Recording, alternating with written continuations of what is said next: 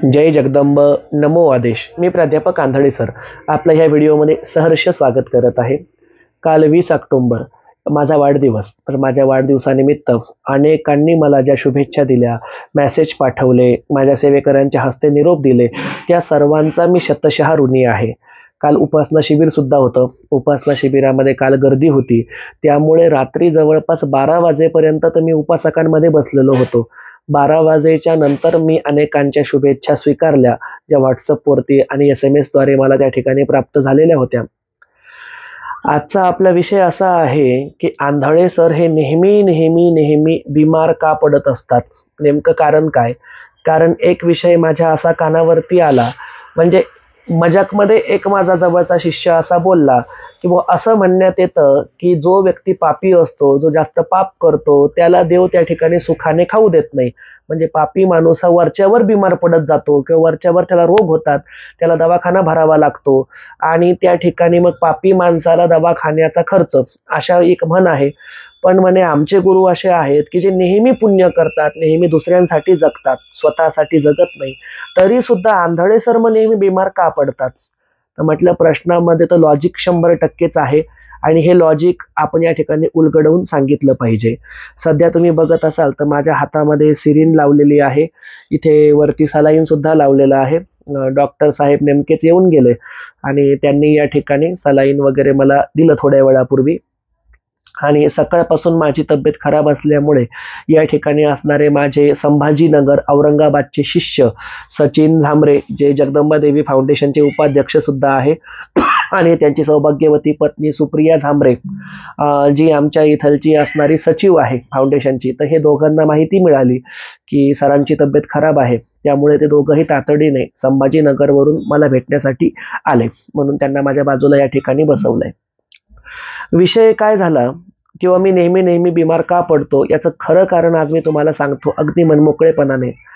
खरं कारण हा एक भाग आहे की मी काही व्हिडिओमध्ये सांगितलं की मी जास्तीत जास्त जागरण करतो, लवकर जेवण करत नाही, माझं स्ट्रगल खूप असतं, भक्तांची गर्दी असते, म्हणून मी 12-12 तास बिना जेवणाचा राहतो, 8-8, 9-9 तास मी लघवीला आणि संडासला जात नाही, 24-24 तास मी जेवत नाही।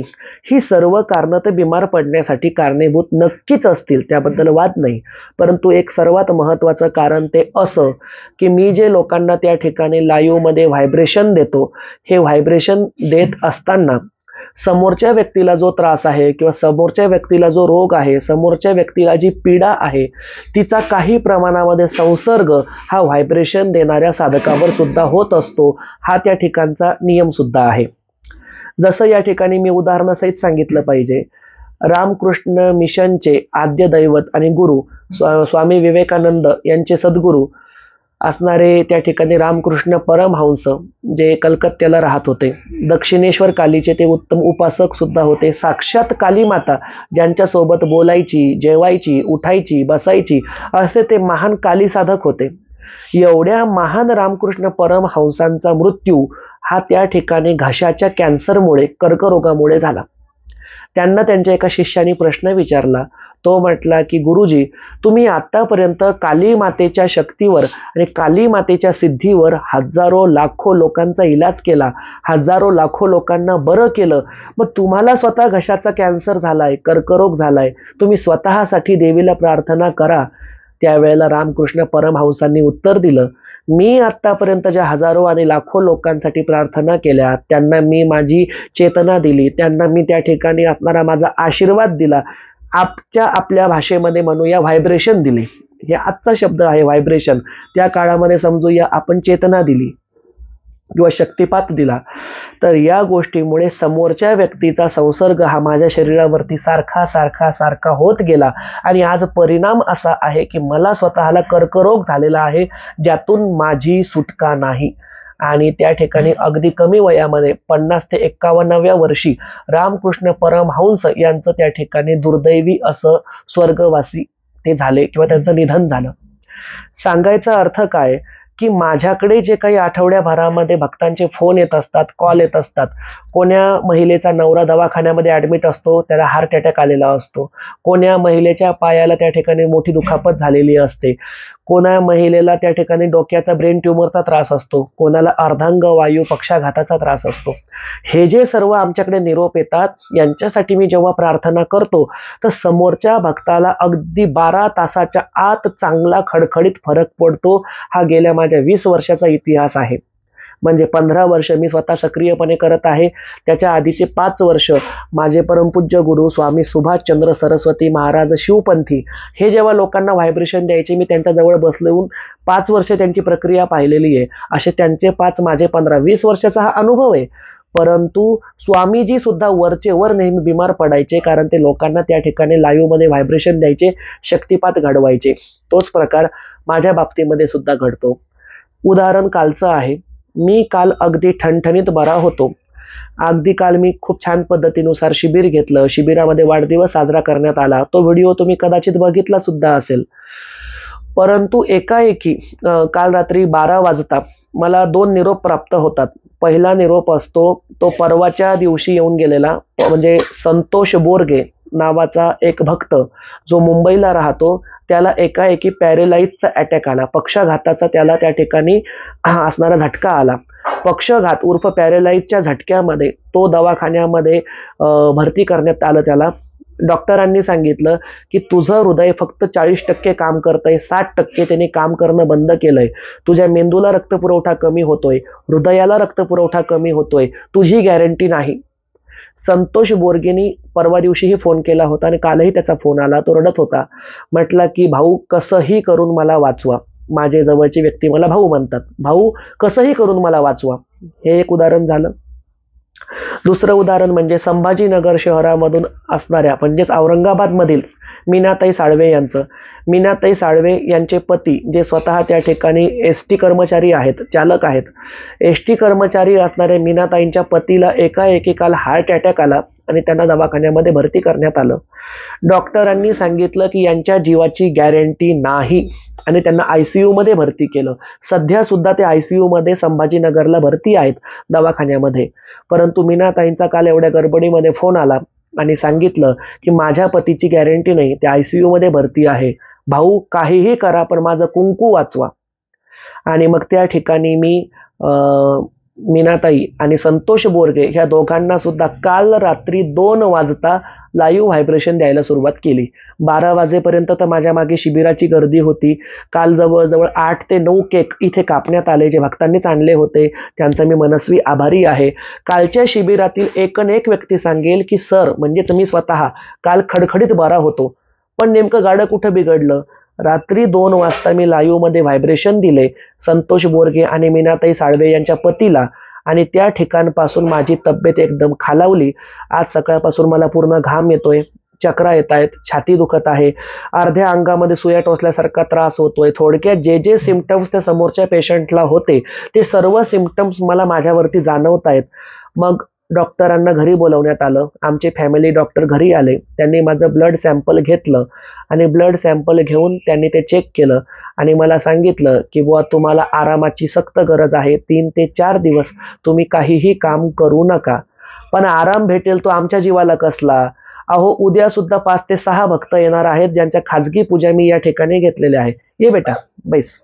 आता माझी तब्येत खराब आहे माहीत असल्यामुळे माझा आणखीन एक नवीन शिष्य मला भेटण्यासाठी आलाय. जस्ट बैस बेटा तिथे. तर त्या ठिकाणी असणाऱ्या काय विषय सुरू होता माझा, काय बोललो मी आता, तब्येतीचा. हा, तर त्या ठिकाणी तब्येतीचं कालच्या शिबिरापासून तब्येत बिघडली. त्यांनी मला आराम करायला सांगितलाय डॉक्टरांनी. परंतु त्या ठिकाणी असणाऱ्या उद्या 5 ते 6 जणांना मी खाजगी मीटिंगचा वेळ दिलेला आहे आणि खाजगी मीटिंगचा वेळ दिल्यामुळे जेजुरी शहरामधून माझ्याकडे उद्या 2 गृह खात्याचे म्हणजेच वरिष्ठ पोलीस अधिकारी माझ्याकडे येत आहे. मुंबईमधून 2 जण येत आहेत. तर अशा ज्या 4-5 जणांना उद्या मी तारीख दिली, ती तारीख मी बदलू शकत नाही, कारण त्यांनी तर त्यांच्या ड्युटीवरून सुट्टी काढून ते इकडे येत आहेत.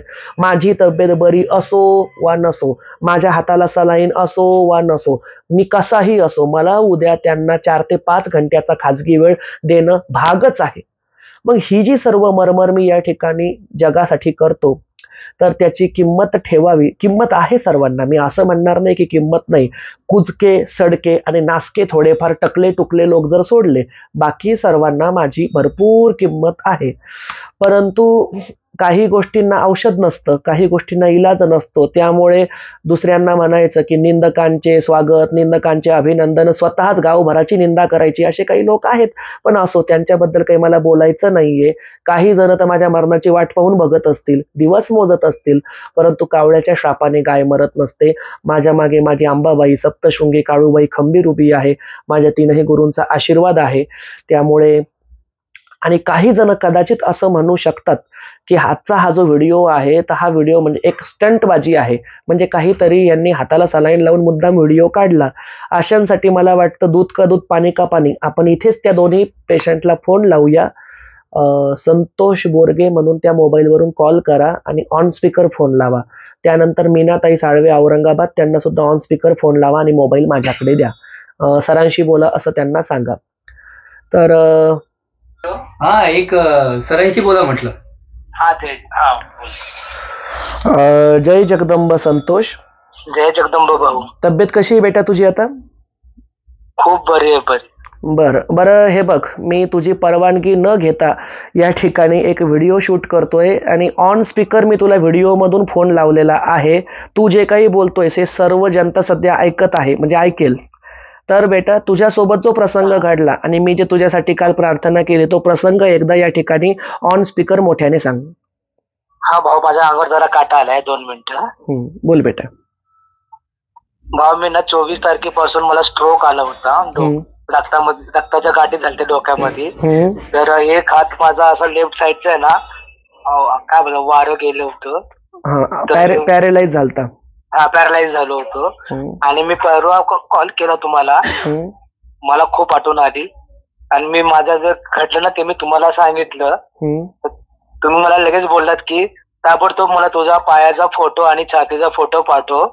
मी तुम्हाला फोटो पाठवला आणि तुम्हाला मी प्रार्थना करण्यासाठी विनंती केली, आणि पण तुम्ही अगोदरच मला बोलला की तू फोटो पाठव. हो, फोटो पाठवला. मग आता फरक पडला की नाही? खूप फरक पडला भाऊ. ठीक आहे. खूप, म्हणजे मी खूप असा आनंद फील करतो आहे. बरं, तुझं पूर्ण नाव सांगतोस बेटा इथे? माझं नाव संतोष तुकाराम बोरगे आहे. तू राहायला कुठे आहे मुंबईमध्ये? चेंबूर मध्ये राहतो आहे. आणि सध्या तू कुठल्या दवाखान्यामध्ये ऍडमिट आहे? चेंबूरला झेन हॉस्पिटल मध्ये मी ऍडमिट आहे. कुठल्या वॉर्ड मध्ये आहेस? जनरल वॉर्ड मध्ये. ठीक आहे. बरं, आता व्हिडिओ पाहून जर तिथे खरं खोटं तपासायला जर कोणी उद्या आलं, तू तिथे सापडशील का नक्की पण दवाखान्यात? हो, मी आहे इथं, ऍडमिटच आहे. चालेल. ठीक आहे, धन्यवाद बेटा. जय जगदंब. मी तुमचे खूप आभार मानतो भाऊ. मी खूप आनंद फील करतोय. म्हणजे मला झोपच येत नव्हती आणि काल तुम्ही मला जय जगदंबाचा हे करायला सांगितलेला, जाप करायला सांगितलं, जगदंब. हा, आणि आता मी खूप बरं आहे. धन्यवाद. जय जगदंब बेटा. थँक्यू भाऊ. वेलकम. सरांशी 2 शब्द बोल. जय जगदंब मीनाताई. जय जगदंब भाऊ. पहिले हे सांगा की तुमच्या मिस्टरांची तब्येत कशी आहे? माझ्या मिस्टरांची तब्येत एकदम छान आहे. बरं ऐका ना, या ठिकाणी आम्ही एक व्हिडिओ शूट करतोय आणि या व्हिडिओमध्ये मी तुमच्या पतीच्या कालच्या तब्येतीची माहिती तुमच्या विना परवानगीची दिली, परंतु एकदा इथे ऑन स्पीकर फोन केलाय मी. या व्हिडिओमध्ये एकदा फक्त तुमच्या पतीला काल काय झालं होतं आणि तुम्ही जो मला फोन केला त्यानंतर काय घडलं, 1-2 शब्दामध्ये कृपया सांगा. माझे पती एकदम अचानक घरामध्ये कोसळले. कोसळल्यानंतर मी अगोदर दवाखाना जवळ केला आणि दुसरी गोष्ट भाऊचा म्हणजे सरांचा गुरुजींचा माझे गुरु येते यांना मी अगोदर जवळ ठेवण्याचा प्रयत्न केला, यांचा धावा केला, यांना फोन लावले. फोन लावल्यानंतर मला काही दुर्गेश भैया फोन उचलला आणि सांगितलं की भाऊ शिबिर सुरू आहे, कालचं शिबिर सुरू आहे.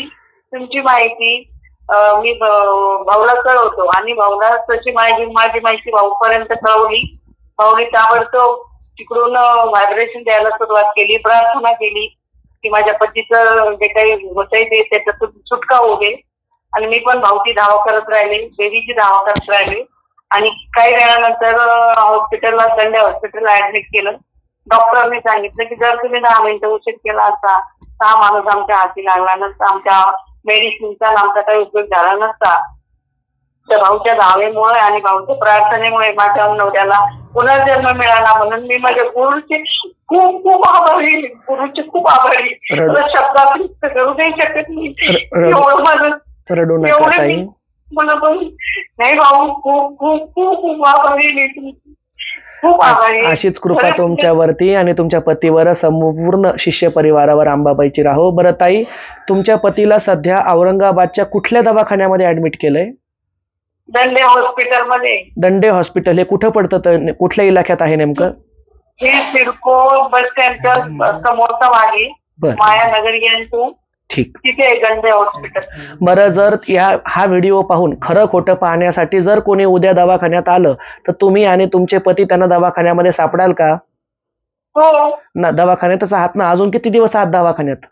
4 दिवस. डॉक्टरने आम्हाला 4 दिवस सांगितलेलं आहे दवाखान्यात राहण्यास. ठीक आहे ताई, आणि धन्यवाद. आणि मी तुमच्या माघारी व्हिडिओ काढतो याबद्दल तुमची माफीही मागतो. आणि तुमची ह्या व्हिडिओमध्ये परवानगी आहे का की तुमचं नाव घेतलंय म्हणून? हो, असू द्या ना, टाका ना. चांगलंय ना, माझ्यासारखे अजून कोणी असतील ते आपण आधी दवाखान्यापेक्षा आधी भाऊचं नाव करतील, ठीक आधी आहे. गुरुचा आशीर्वाद मागतील. धन्यवाद ताई, धन्यवाद. आणि जय जगदंब. जय जगदंब. तर आता या ठिकाणी आपण पाहिलं, आता त्या दोनही माणसांनी त्यांच्या हॉस्पिटलचं नाव सांगितलंय, पत्ते सांगितले. ज्या नालायक लोकांना, टीका करणाऱ्या, जे 100रातील 2च जण आहे, अशांनी आग्रह करतो भाड्याचे पैसे माझ्याकडून घ्या, पण एकदा त्या चेंबूर मुंबईला आणि संभाजीनगर दंडे हॉस्पिटलला जाऊन तिथे पेशंट खरोखर ICU मध्ये होते की नव्हते, तिथे सध्या भरती आहेत की नाही चेक करा. त्यांना स्पेशली विचारा की त्यांना हे बोलण्याचे मी काही पैसे कबूल केलेत का, त्यांना काही फितुरी दिली आहे का, कारण ते नास्तिक लोकांना कळणार नाही. एकच सांगू इच्छितो, मी एकदम साधा माणूस आहे बरं का. साधा म्हणजे माझी लाईफ, माझं आयुष्य मर्यादित होतं. सकाळी उठणे, शाळेला जाणे, शाळेवरती शिकवून घरी येणे, गायनाचे, कथ्थकचे, हार्मोनियम, तबल्याचे क्लासेस घेणे, रात्री जेवण करून झोपी जाणे. आठवड्यातून एक दिवस माझा भक्तांची कोडी पाहण्याचा होता, त्या दिवशी कोडी पाहणे, बाकी वाटी घाटी रामराम. जसा हा माझ्या शिष्य परिवाराचा विस्तार वाढला, माझ्यावरची जबाबदारी वाढली. आज रोजी गुरु हा बापाच्या ठिकाणी असतो, गुरु म्हणजे वडील असतो. आज जर कोणाच्या पतीची तब्येत खराब होत असेल, कोणी मला फोन करत असेल, जसं की मध्यंतरी मागच्या आठवड्यामध्ये तुम्हाला सांगतो, गुलाब कडू म्हणून माझी एक शिष्य आहे, जिच्या त्या ठिकाणी पायाला फार भयंकर जखम झाली होती, त्याचा इलाज होत नव्हता. मी तिला सुद्धा व्हायब्रेशन दिले, तर बऱ्यापैकी जखम कव्हर आहे. लोणावळ्यामध्ये असणाऱ्या त्या ठिकाणी सुरेखाताई खांडेभराड ह्या माझ्या शिष्य आहे, त्यांच्या पतीला सुद्धा त्या ठिकाणी असाच एक झटका येऊन गेला होता, त्यांचीही तब्येत सिरियस होती. रात्री 1:30 वाजता त्यांचा फोन मला आलेला. रात्री 1:30 वाजता उठून हातपाय धुवून मी त्यांच्या पतीसाठी व्हायब्रेशन दिले. त्यांच्या पतीची तब्येत बरी आहे. आणि हे 1-2 नाही, दर आठवड्याचं माझं रडगाणं आहे. दुसऱ्याला व्हायब्रेशन देता देता काही संसर्ग स्वतः माझ्या शरीरावर होतो, माझ्या आत्म्यावर होतो, माझ्या आभामंडळ म्हणजे ऑऱ्यावरती सुद्धा होतो. ज्यांनी या ठिकाणी रेकीचं काही माहिती किंवा शिक्षण घेतलं असेल तर रेकी तज्ञांना कळत असेल की मी नेमकं काय बोलतोय. कारण जेव्हा आपण एखाद्याला रेकीद्वारे हिलिंग देतो तेव्हा सुद्धा दुसऱ्याचा संसर्ग आपल्यावरती होत असतो. तसंच आमच्या देवीच्या व्हायब्रेशनचं आहे. तर या ठिकाणी कारण स्पष्ट करतो, या कारणामुळे मी दर आठवड्याला बिमार असतो, कारण मी सारखं दुसऱ्यांचं दुखणं माझ्या अंगावरती झेलत असतो. कारण माझ्याशिवाय माझ्या शिष्यांना कोणी नाही, माझ्या उपासकांना कोणी नाही, माझ्या भक्तांना कोणी नाही. माझे भक्त म्हणण्यापेक्षा जगदंबेच्या भक्तांना कोणी नाही.